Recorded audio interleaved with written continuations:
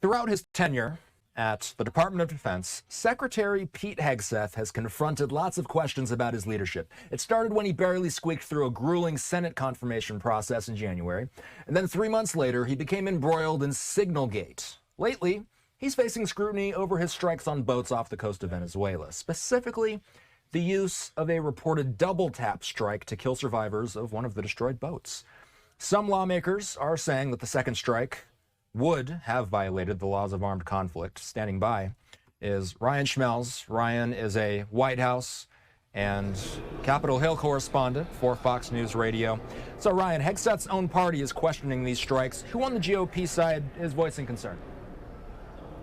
Well, I would say there are some more moderate members who have raised concerns and questions about what happened with these strikes. Tom Tillis of North Carolina is one of them who stands out. But, you know, for the most part, Republicans are still very much behind Hegseth, and there's still a lot of questions that they're asking about these Venezuelan alleged cartel boat strikes that have happened, and especially this one back in September where there was reported a double tap on one of these alleged cartel boats, and that there were survivors who were then shot down after that.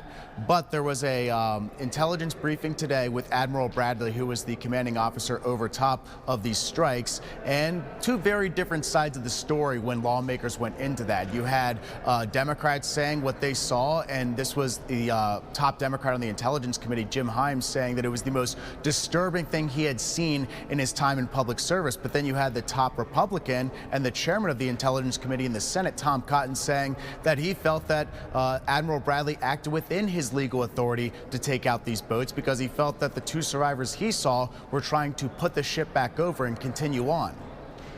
You know, one thing that I'm curious about this, we of course have been tracking some of the GOP members, including Republican Senator Roger Wicker of Mississippi.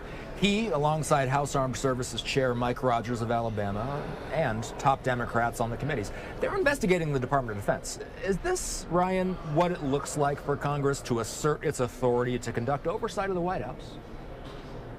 Well, it certainly is, especially when you talk about military conflict and uses of military force. Certainly the House Armed Services Committee, as well as the Intelligence Committee, and in some cases too, you see the Homeland Security Committee and the Foreign Affairs Committees be involved in oversight of the White House when it comes to military affairs. In this case, you have the House Armed Services and the Senate Armed Services Committees, as well as the Intelligence Committees, receiving briefings from the White House and the Pentagon on these alleged boat strikes. Now, the opinions about what the satisfactory level in which they feel coming out of this briefing, we haven't heard from too many of them. Tom Cotton very much in support of what he's seen from the military so far with these cartel boats, or these alleged cartel boats. Democrats, very different side of the story. But we also have not heard from Roger Wicker, who's the chair of the Armed Services Committee, nor do we hear from Mitch McConnell, who allegedly went into the skiff today as well.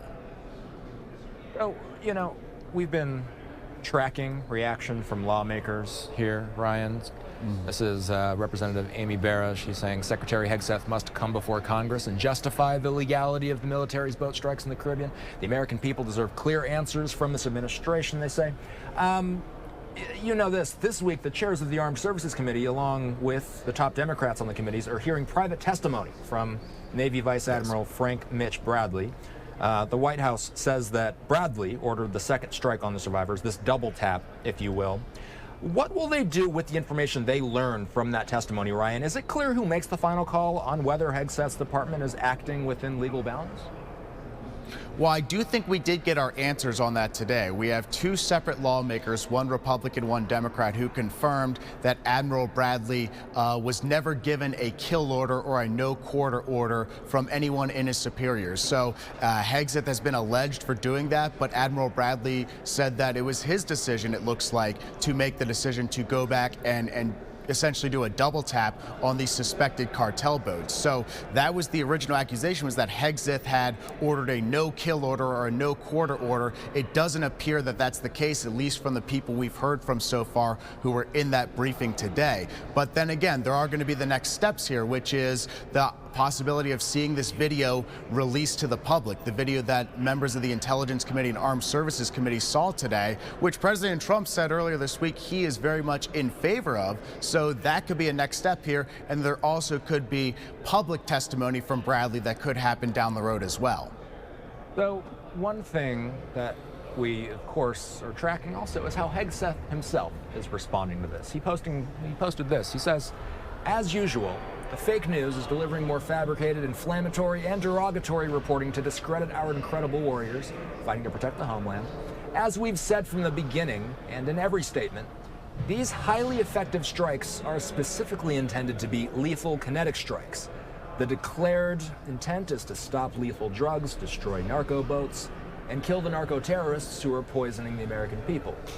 Every trafficker that we kill is affiliated with a designated terrorist organization. The Biden administration preferred the kid gloves approach, allowing millions of people, including dangerous cartels and unvetted Afghans, to flood our communities with drugs and violence. The Trump administration has sealed the border and gone on offense against narco-terrorists. Biden coddled terrorists. We killed them.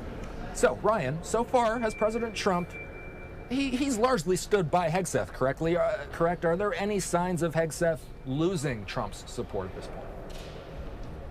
No indication that he's losing President Trump's support. And as you've seen, President Trump has been very much in favor of Hegseth and stood by Hegseth ever since these allegations came up. And he has not really backed away from that support whatsoever. So President Trump is still very much behind Secretary Hegseth, at least publicly. So we haven't really seen any signs of tension or any frustrations that have leaked out just yet.